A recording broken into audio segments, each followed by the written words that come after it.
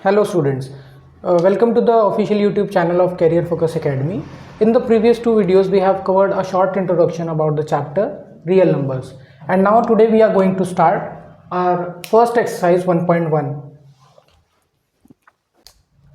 So our first question is express each number as a product of its prime factors. हमारे पास एक given number है 140 जिसे हमें इसके प्राइम फैक्टर्स के फॉर्म में रिप्रेजेंट करना है. तो सिंपली सबसे पहले हम इसे फैक्टराइज करेंगे विद प्राइम फैक्टर्स. एज 140 सबसे पहले किससे डिवाइड हो सकता है?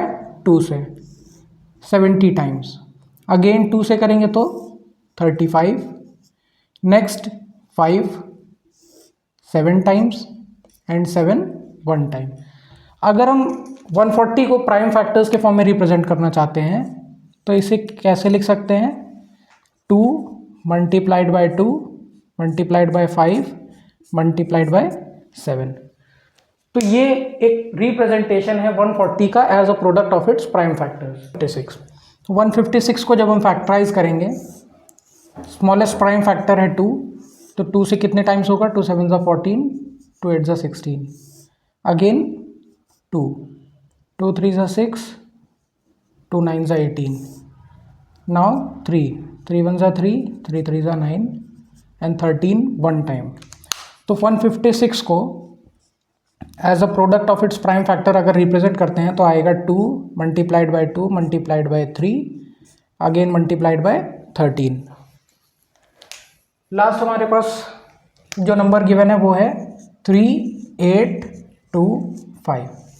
अब इसे प्राइम फैक्टराइज करेंगे तो सबसे पहले इसे हम फैक्टराइज कर सकते हैं 3 से, क्योंकि इन सारे डिजिट्स का टोटल सम कितना है? 3 से डिविजिबल है. 3 1 3, 3 2 6, 3 7 21 एंड 3 5 15. नेक्स्ट अगेन 3 से करते हैं तो 3 4 12, 3 2 6, 3 5 15. नाउ 5 से फैक्टराइज करते हैं तो 5 8 40, 5 5 25. अगेन 5 से फैक्टराइज करते हैं 5 1 5, 5 7 35 and with the help of 17 1 time. तो 3 8 2 5 को फैक्टराइज करेंगे तो आएगा 3 multiplied by 3 multiplied by 5 multiplied by 5 multiplied bye 17.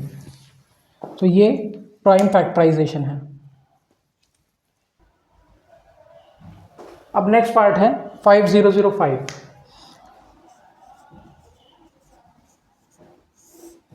सबसे पहले इसे हम फैक्टराइज करेंगे 5 से तो आएगा 1 0 0 1. नेक्स्ट फैक्टराइज इसे हम कर सकते हैं 11 से, नहीं 7 से फैक्टराइज करते हैं. 7 1 7 बचेगा 3 30, तो 7 4 28, 7 3 21. Now 11 11 1 11, 11 3 33 and 13 1 time. तो 5005 इसे हम इसके प्राइम फैक्टर्स के फॉर्म में लिखेंगे तो आएगा 5 multiplied by 7 multiplied by 11 multiplied by 13. Okay, the last part of this question is 4 2 9. अब इसे हम सबसे पहले फैक्टराइज करेंगे 17 से. 17 4 3 7. Now factorising by 19 19 2 38, 19 3 and now 23 1 time. 7 4 2 9 इसे प्रोडक्ट ऑफ प्राइम फैक्टर्स में लिखेंगे तो आएगा 17 multiplied by 19 multiplied by 23. Okay students, तो हमारे पास अब जो नेक्स्ट 2 नंबर्स हैं वो है 510 और 92. तो सबसे पहले हम इसे फैक्टराइज करेंगे 92 और 510. स्मॉलेस्ट प्राइम नंबर 2 है तो हम 2 से स्टार्ट करेंगे. 2 4 8, 2 6 12 और 255। अगेन 46 डिविजिबल है 2 से, तो करेंगे तो 23, और 255 2 से डिविजिबल नहीं है तो इसे एज इट इज़ लिखेंगे। अब 255 और 23 ये किस स्मॉलेस्ट प्राइम नंबर से डिविजिबल है? 3 से, तो 23 डिविजिबल नहीं है तो इसे एज इट इज़ लिख देंगे। 3 से डिविजिबल है 255, कितने टाइम्स होगा? 3 8 ज़ा 3 5 ज़ा। अगेन 85 है और 23 है, दोनों किस नंबर से डिविजिबल हैं?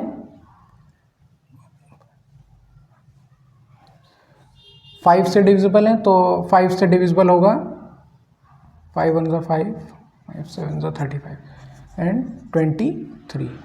17 से डिवाइड करेंगे तो 1 टाइम, और यहाँ आएगा 23, और 23 से 1 टाइम। तो हमारे पास जो HCF आएगा गिवन 2 नंबर्स का, वो क्या आ रहा है? 2, और जो LCM है 2 नंबर्स का वो कितना आ रहा है? 2 3 4 6 0, जो कि प्रोडक्ट होगा इन सभी नंबर्स का।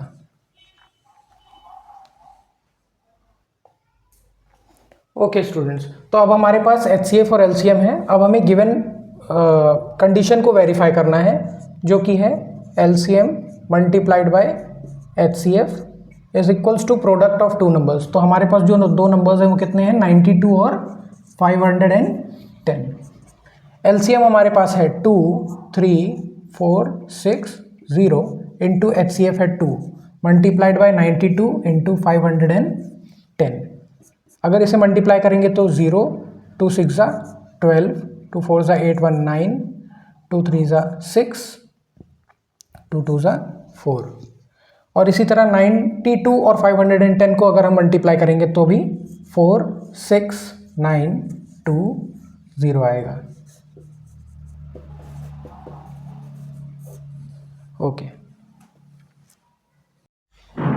ओके, तो अब हमारे पास क्वेश्चन नंबर 3 है, find the LCM and HCF of the following integers by applying the prime factorisation method.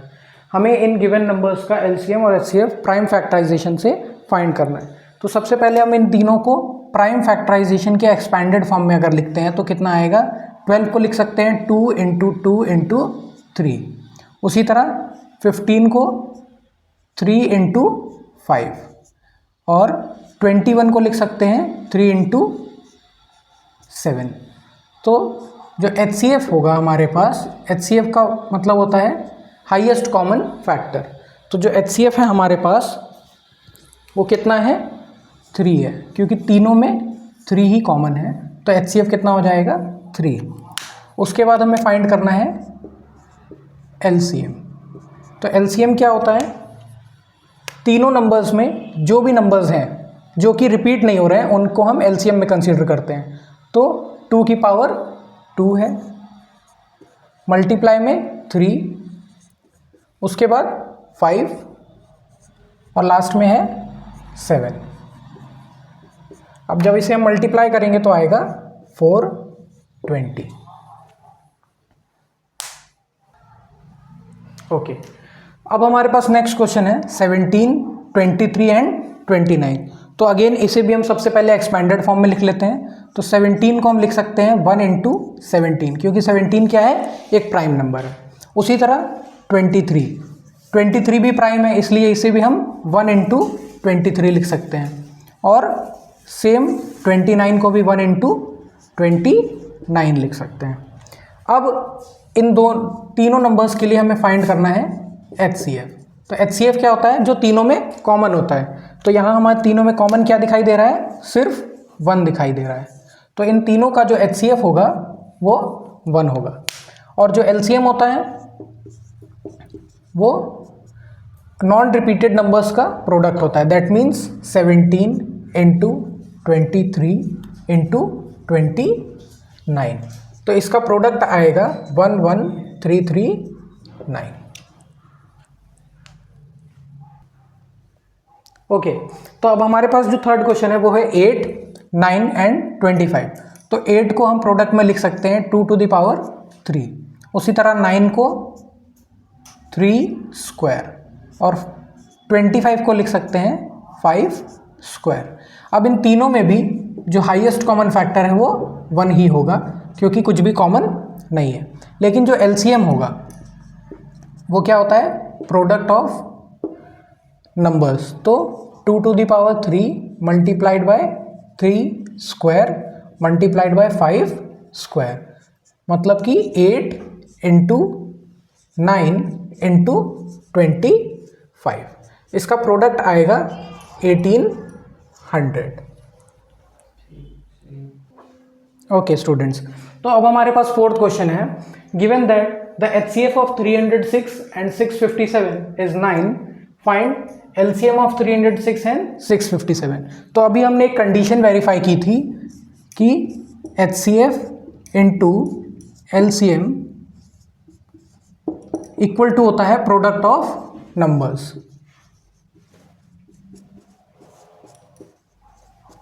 तो हमारे पास HCF कितना गिवन है, 9, प्रोडक्ट में LCM हमें फाइंड करना है और equal to product of numbers, that means 306 into 657। तो अगर हम LCM फाइंड करना चाहते हैं तो 9 को मल्टीप्लाई से यहाँ डिवाइड में ले आएंगे,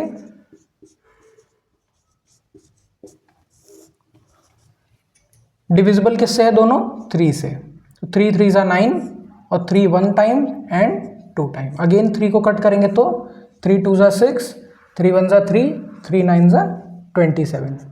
तो हमारे पास जो LCM आएगा वो आएगा 102 प्रोडक्ट 219, जिसका टोटल प्रोडक्ट हमारे पास आएगा 2 2 3 3 8। That's it. Okay students, so question number 5 है हमारे पास।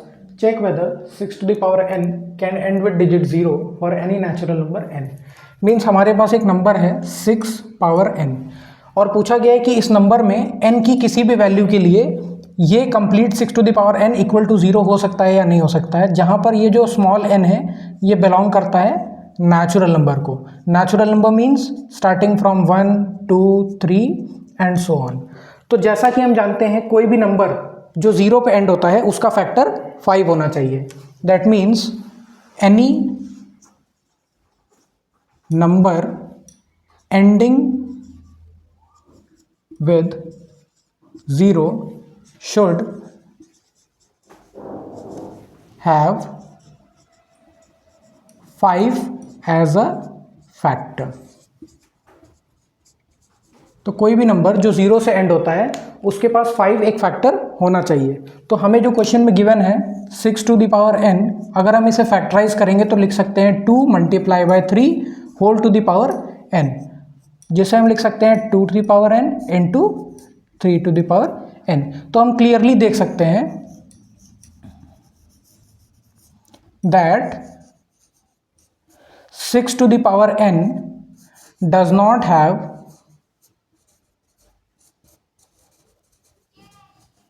5 as a factor। So 6 to the power n can not end with digit 0।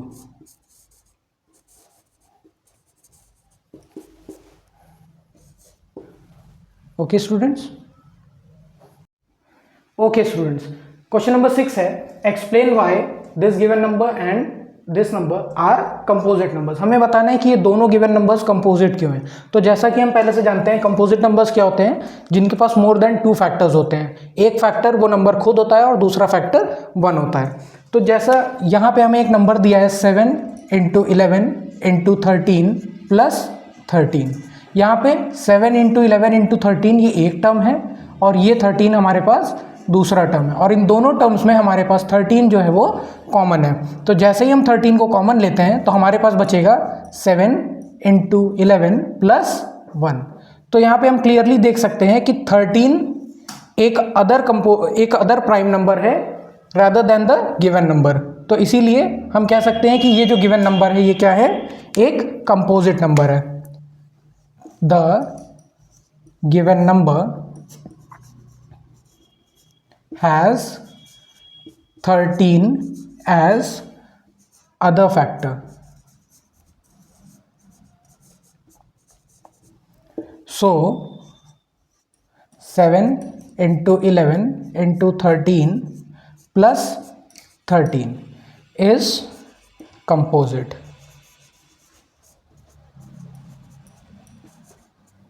Same इसी तरह से अब हमारे पास एक नंबर गिवन है 7 into 6 into 5 into 4 into 3 into 2 into 1 plus 5।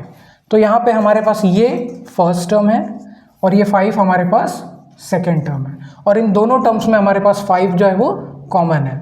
तो कॉमन लेने पर हमारे पास बचेगा 7 into 6 into 4 into 3 into 2 into 1 plus 1। यहाँ पे भी हम क्लियरली देख सकते हैं कि 5 हमारे पास एक एक्स्ट्रा फैक्टर आ रहा है, इसीलिए the given number has 5 as other factor. So 7 into 6 into 5 into 4 into 3 into 2 into 1 plus 5 is composite. Okay students? Okay students, तो क्वेश्चन नंबर 7 है, there is a circular path around a sports field. Sonia takes 18 minutes to drive one round of the field while Ravi takes 12 minutes for the same.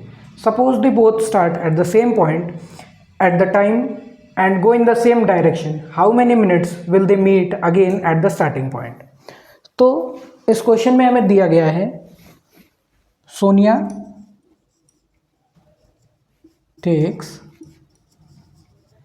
18 minutes to cover the field.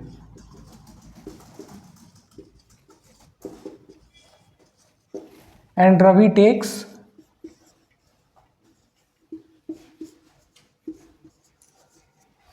12 minutes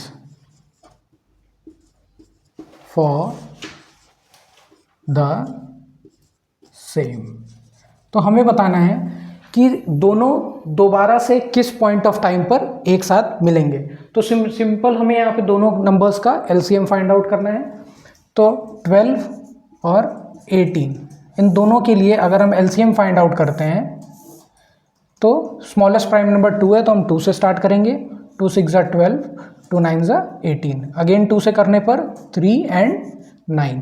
now divisible by 3 तो आएगा 3, और again 3 से करने पर आएगा 1।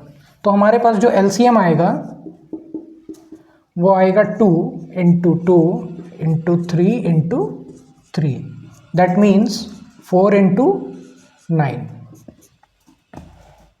that means 36. तो after 36 minutes they both will meet again, that's it.